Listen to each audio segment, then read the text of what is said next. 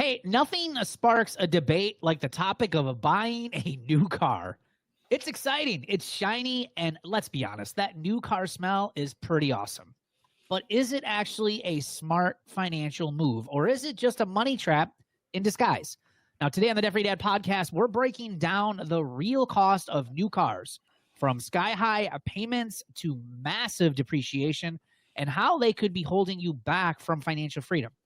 Now, if you're thinking about upgrading your ride, this episode is a must listen before you make a decision that could cost you thousands. Hey guys, I'm Brett Nelson, founder of Debt Free Dad. I paid off about $45,000 in debt. I've been debt free now for more than 12 years. I've also been fortunate to help thousands of other people save and pay off tens of millions of dollars with the work that we do here at Debt Free Dad. And my name is Chris. We started our financial journey 20 years ago, 2005. And from 2005 to 2008, we paid off just under $100,000 worth of debt. And we haven't had a payment except for our house since then. And I'm Katie, and over the last 6.5 years, I have paid off over $200,000 in debt on a single income. And my name is Ryan Nelson. My wife and I paid off $160,000 over 8 years while we were raising 3 kids. All right, guys, now after listening to this episode, if you're someone who's ready to take things to the next level, you're ready to break free from living paycheck to paycheck, you want to reduce financial stress, you want to build more savings, and finally pay off that debt for good, but maybe you're not quite sure where to get started. We've created some incredible free resources here at Debt Free Dad to help you get there, and we'll be sharing some details about how you get started with that later on in today's episode. So, guys, the new car debate. How many episodes have we done about new cars? I think we only done 1, maybe 2. And this show's been on now this is our 5th season, 5th year, over 300 episodes. But man, this thing gets people stirred up more than anything, is this whole new car versus used car. And man, people just get so angry about their cars. So the first thing I want to just ask is, like, why the heck do we love new cars so much here in the United States? They're shiny and pretty and they're clean. But I actually am one of the people who hates new car smell. I do not like it at all. So, wow, that's interesting. Well, I think, if you think of new cars, for me, I mean, just debt in general. And if just watch any new car commercial, the new car commercials are not selling you the latest features and look at how cool it looks. And they're not selling you like the most aerodynamic this and the nice radio. That's not any commercial you see. Every commercial and every new car commercial you see that's advertising a car is all about what other people will think of you driving that car. That's what it's all about. And that's debt in general. So I think new cars and even used cars to some degree, whatever car, people overspend on it. My son is in auto sales. He tells me horror stories all the time. And people buy it because they want to look important. They want to look like they're somebody. And that's what a lot of it is about. Deep down, people won't admit it. I didn't want to admit it when I used to do it. I remember buying a certain car that looked like a Mercedes, even though it wasn't a Mercedes, but I wanted it because I couldn't afford a Mercedes, but I wanted it to look like a Mercedes because I wanted to look important. That's the only reason I wanted. I didn't even like the car, but it looked like something that somebody maybe important would drive. So that's why I got it. And it's just, I can admit that now, but back in the day, I would never admit that. I would have went to my grave saying, I got to have it for all these reasons. At the end of the day, the reason was because I wanted to feel like I was somebody in it and that I was successful and that other people would see me the way I see myself driving it, and reality is nobody cares. I hate to break it to you, but nobody cares. I don't care that you have a cool car and you're sitting next to me at the stoplight. I literally don't give it a second thought, and most people don't either. But it's amazing how much we think they do. Yes. Yes.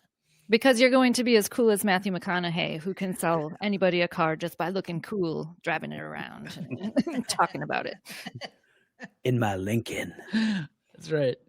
What about the other argument, though, that new cars are a good option because of safety and reliability? Or, and we're going to get into this a little bit, what about the warranty? I mean, that's usually a big argument among people, is that, and that's what makes cars, I guess, or new cars more ideal, is because, again, they have the latest safety features. They're reliable. You're buying a new car. You're not buying somebody else's problems. And then, of course, if a car does have any issues, they kick in that warranty.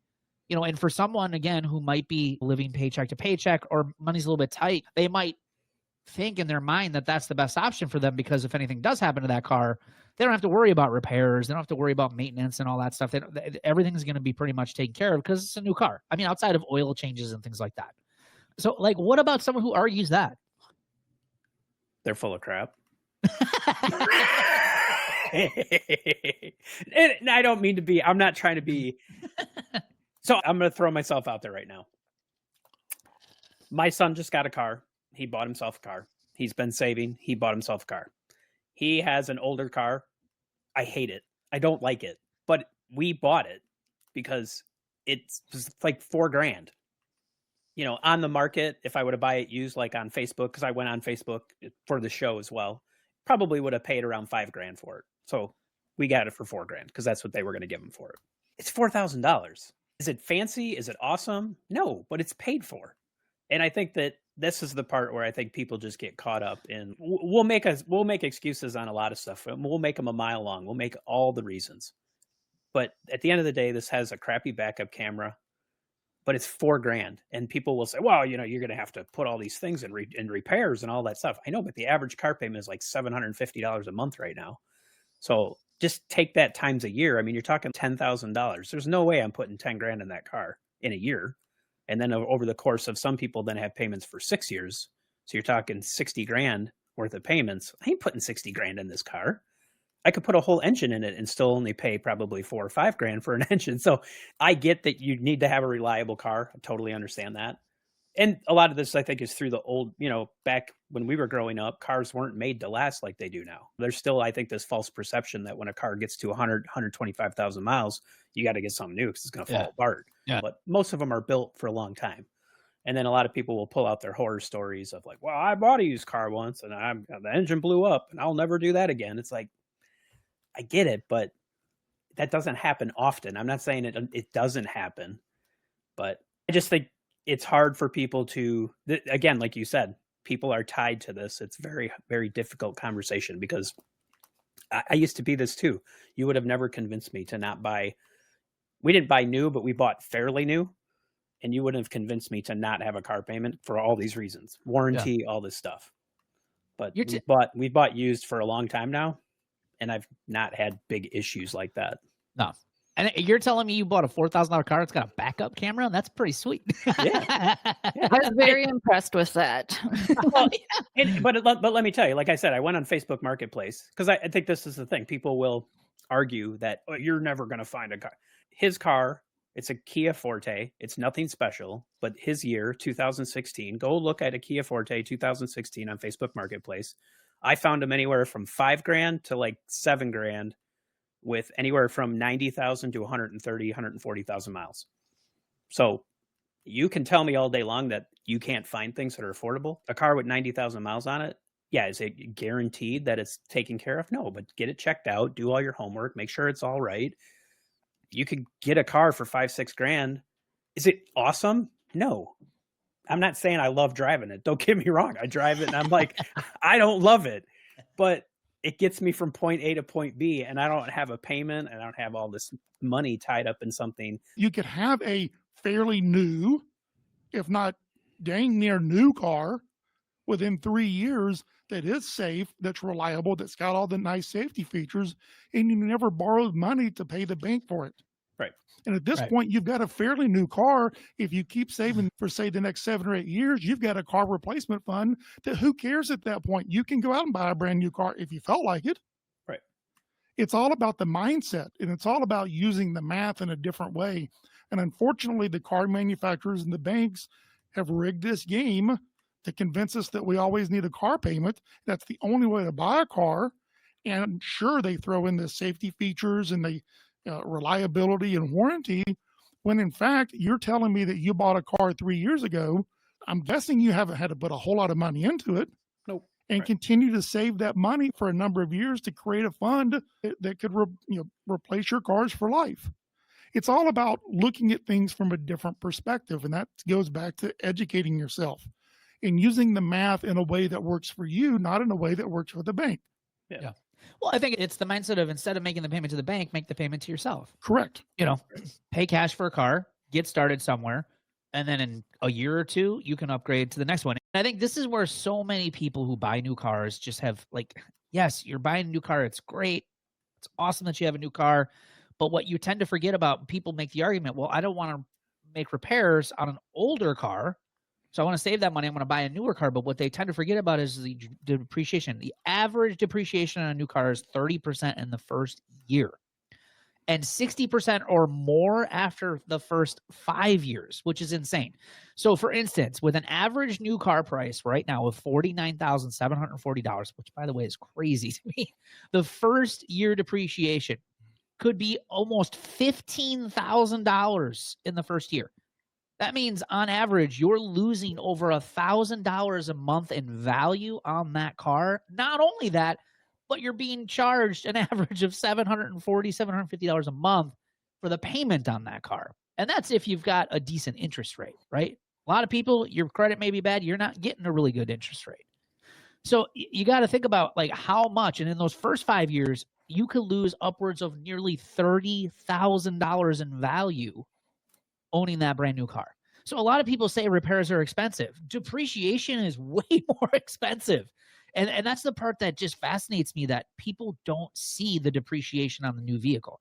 And again, if you're someone out there who's comfortable making a car payment, you're not living paycheck to paycheck, this argument's not towards you.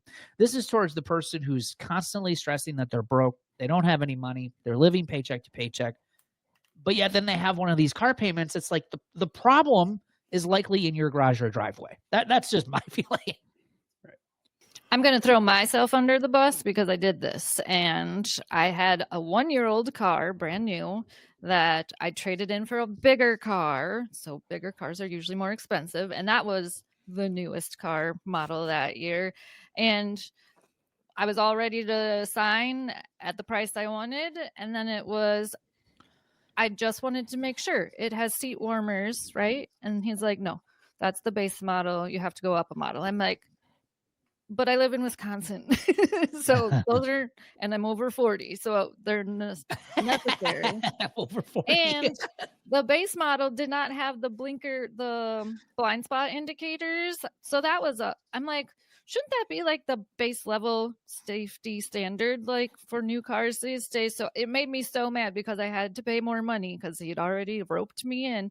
And yeah, I lost so much depreciation, and I knew I was kicking myself so hard, and I did it and learned from my mistakes because I'm still paying for that. And I'm going to drive this car into the ground with 500,000 miles on it or whatever, but I'm not ever having a payment again after this. And so that's the key. I mean, we don't buy cars very often at all.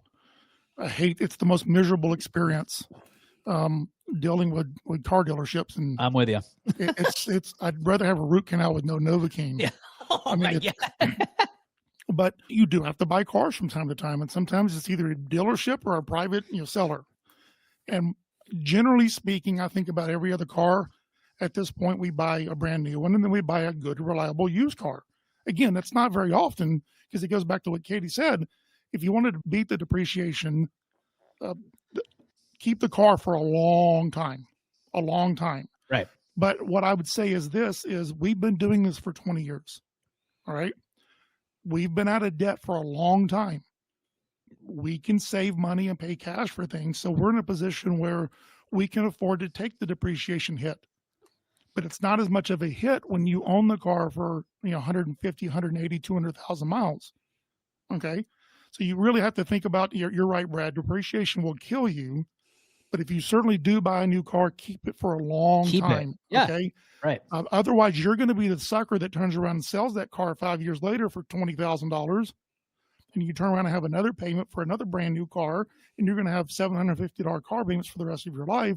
And somebody like me is going to buy that car at 5 years old for $20,000 and keep it for another 10 years, and only have spent $20,000 for a car that I got 10 years use out of, whereas you spent $30,000 plus all the payments for a car that you drove for 5 years. I hope that made sense. Yeah. Yeah, for sure. Well, I think the other issue is too, I mean, as we're recording this, it's 2025. And we all know what happened during COVID when car prices were just hugely inflated. And there was a tremendous amount of people who are really upside down because, they were selling over sticker price and they're in a really tough spot. And a lot of people can't even refinance because they're so upside down The banks aren't going to take on that risk. They're not going to take that on. A lot of people are stuck in those types of situations. So you really got to be careful. I remember when I got out of debt, and this is why I'm so like passionate about this whole subject, because it keeps people so stuck.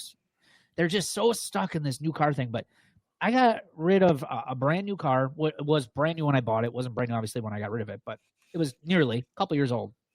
And I bought myself a 1996 Toyota Corolla. And I remember I went back and did the calculation on how much it cost me to own, repair, and maintain that vehicle for 4 years. On average, it was $80 some a month, like $85 a month is what it was costing me. That was for what I paid for it, the maintenance, the insurance, and the gas. And that's the other thing a lot of people, they forget about with a brand new car, is that your insurance policies, especially if you're younger, are going to be much higher on a newer car than, say, something that's used.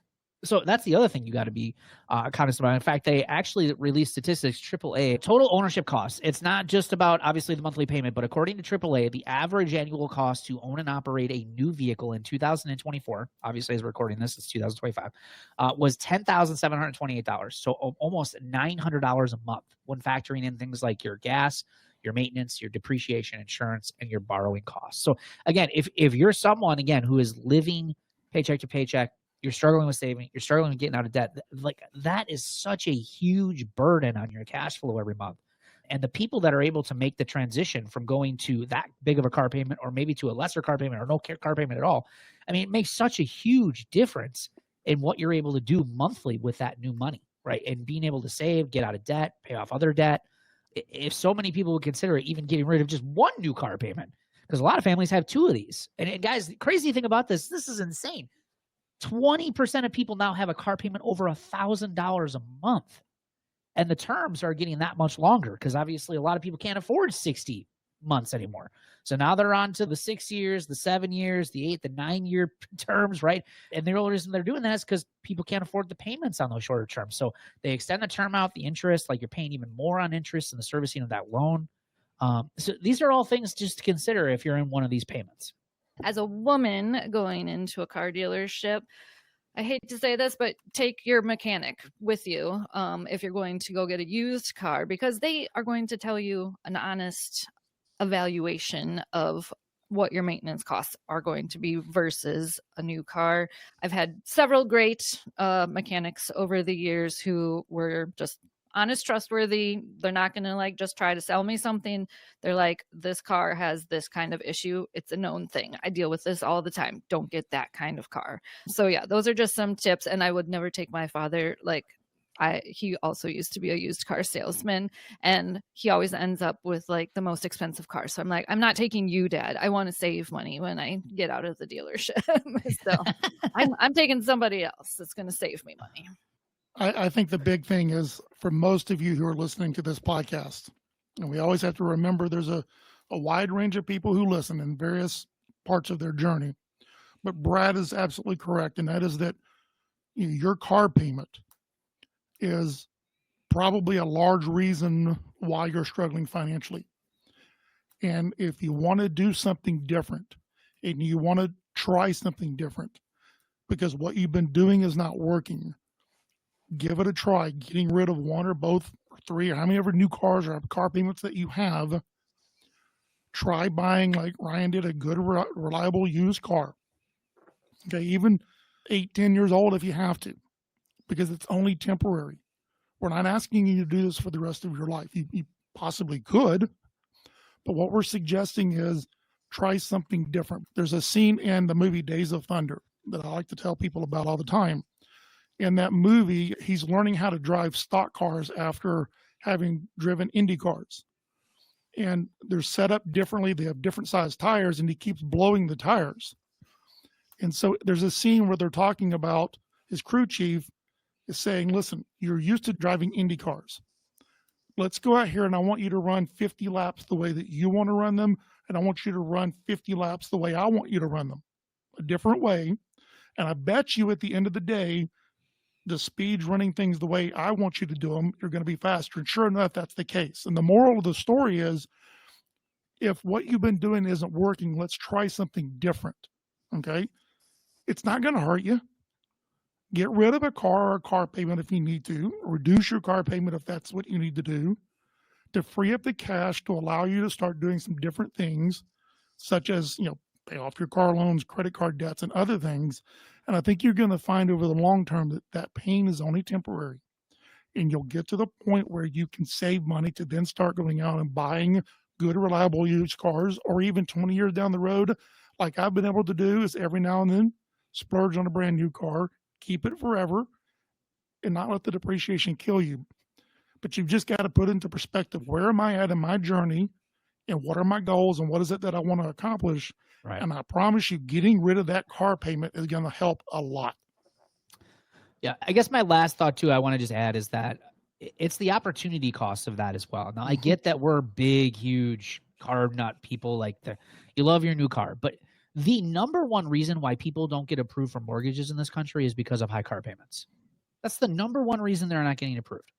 So you got to ask yourself, you look at investing in real estate, you look at, building wealth, you look at reducing liabilities, right? And a car, this is just a big liability. It's nothing but going to cost you money. Whereas opposed to, if that's the one thing keeping you from buying a home and getting into real estate, I mean, that's a huge trade-off.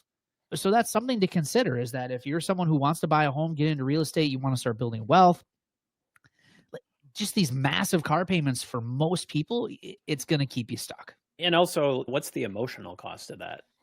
Because I think the big thing you always hear people talk about is, you don't ever see someone that's got this kind of car with a frown on his face. It's like, yeah, when he's driving it, sure, no.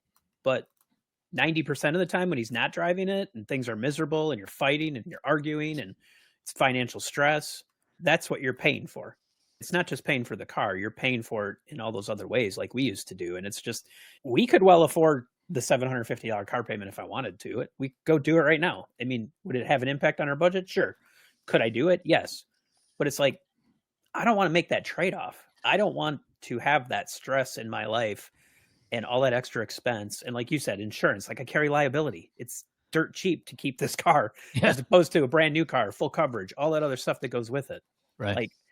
I just don't want that in my life. So, I mean, this isn't to shame people about buying new cars or this or that. It's just, I think what you have to really ask yourself is why, at the end of the day, if you really have a heart to heart with yourself, why is this car so important to you? Right. And for me, it was all superficial reasons. And I think if you can get past that and be honest with yourself as to why this car is important to you, you can be super honest. I think a lot of us would realize that it doesn't a lot of times have anything to do with us and the need for this certain vehicle. It's just this need to be looked at in the way we want people to look at us. I used to have a truck. I don't have a truck anymore. I had the truck. It looked awesome. At the end of the day, it's like everybody said, it probably never seen dirt. It didn't. Most of the cars that look like most of the trucks, they don't ever take them off road. They just look a certain way because you want to have this perception of that's what it is. And I think you just have to be honest with yourself. Before you go spend $50,000 on this amazing off-road thing or whatever it might be, what's the reality that you're really going to do that? And if you can afford it, we do have one nice car that we paid cash for, kind of like you said, Chris, over the years we've upgraded. We have one nice car, but we can afford to have that. But if you really can't afford it and you're having these huge car payments, just be honest with yourself. It's a thing you want other people to see you for. That's all. And I think if you just get past that, you're going to save so much money. You'll be amazed how fast your finances can improve if you just get over that. So Ryan, you mentioned the word afford about 10 times in that 2 or 3 minutes that you were talking. For those of you out there, what we're suggesting is this. We want to help you get away from thinking of afford as, can I make the monthly payments? Right. And we want to get you to the point in your life where when you ask, can I afford it? What you mean is, do I have enough money in the bank to pay cash for this car? Right. That's a big, big mindset change. One that I think is extremely worth it. Yeah, for sure.